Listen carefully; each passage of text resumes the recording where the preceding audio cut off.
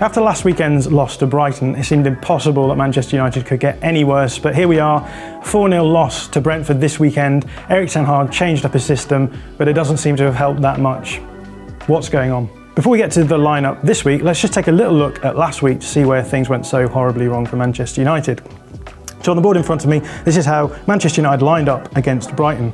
And the differences are that we've got Christian Eriksen as a false nine, we've got Scott McTominay in the double pivot here. So although out of possession this looks like a 4-2-3-1, in possession it looks much closer to a 4-3-3. And what happens is this, the better ball player of the double pivot drops in, the other pivot pushes forward, and then you end up with this more situational 4-3-3. And the idea is that you can build the ball up, move it into these forward areas, get your wide players wide, your strikers into these areas and your eights into this sort of situation. And the idea is you make a lot of space, it's easier to hold the ball, you can move the ball around nicely, get it into these dangerous areas and score. The problem is that neither Fred nor McTominay are particularly good under pressure. And so what was happening is that they would be losing the ball in these sorts of areas, and then suddenly opponents have got huge amounts of space to attack, which they can find passes through in these situations or even drive forward and attack themselves.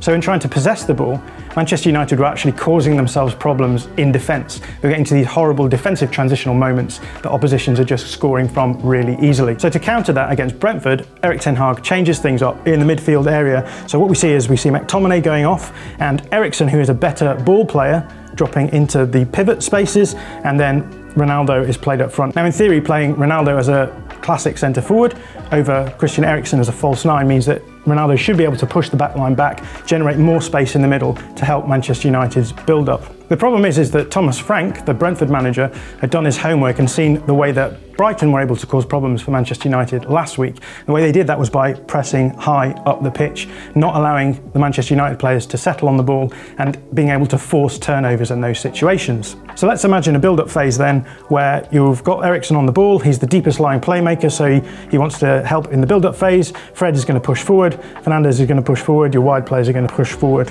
What Brentford were doing was they were pushing their two centre forwards on the centre backs, and then they were going man for man all over the field. So the wing backs pushing up on the opposition fullbacks, and then the midfielders going man for man as well. So De Silva towards Fred, and then Matthias Jensen, the most important member of this press, I think, because we see him pressing up against the pivot player in Christian Eriksen. And this actually proves to be one of the most important moves that Thomas Frank makes in this game, making sure that Jensen stays tight on Eriksen, because Eriksen is the playmaker, and Thomas Frank realised that if you can close down Christian Eriksen, then you're going to close down Manchester United's ability to progress the ball into the final third. And if you can keep Manchester United in their own half, then you're going to create all of these situations where you can press the ball, turn it over, and then the Manchester United defence is all pulled across and there's spaces to attack. And the first goal is a really good example of this. So Cristiano Ronaldo has the ball in his own half. He's going to try and look to hook it away because Brentford are putting Manchester United under a huge amount of pressure. But then this man, Matthias Jensen, pressures Ronaldo, wins the ball back, comes out with the ball, and because Manchester United are all squeezed into one half because of the defensive situation, there's a lot of space for Brentford to exploit. And so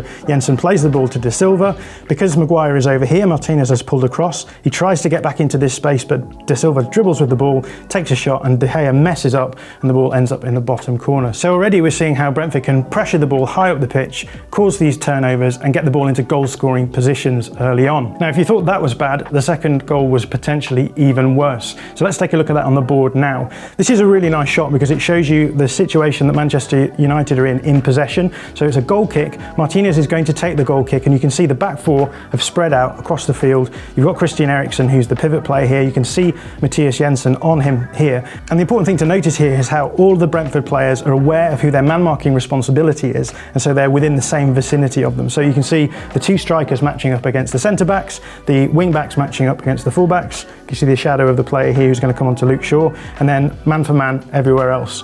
And Matthias Jensen on Christian Eriksen here, stopping the pivot from having any control over the game. So Martinez is going to take the goal kick to David De Gea, and as soon as he does that, that triggers Ivan Toney to make this curved run here. So he's getting in between Maguire and De Gea to stop him from being able to play that pass. Now obviously what De Gea is expected to do here is play the ball into Eriksen, and then Eriksen can then find that pass to Maguire. You maintain possession and you can start moving the ball down the field. But notice just how quick Matthias Jensen is to follow Eriksen's run, so that when we get to the position where the ball actually arrives at Eriksen, Jensen is able to get his foot in front of him, stop this pass into Maguire, and the ball drops down here. And then on the next slide, we can see that the ball ends up at the feet of Matthias Jensen. He's got two teammates either side. There's only two Manchester United defenders there, and obviously the result is a goal. So again, another situation where high pressure is causing Manchester United problems in the possession phase, and as a result is then generating really dangerous attacking situations from those moments.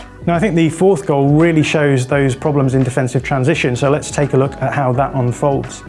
So in this situation, we've got a screen down the field looking at the Brentford penalty area. So this is the Brentford penalty area. Again, Matthias Jensen, he's under pressure from a couple of Manchester United players. And what he's going to do is he's going to just play the ball down the line here. It's going to end up at the feet of Ivan Toney, the striker here. And we've got two Manchester United players here who are responsible for making sure that Toney is kept quiet. Now, the problem is that you can see already that Ivan Toney is making that run. He's expecting the ball to come into that channel.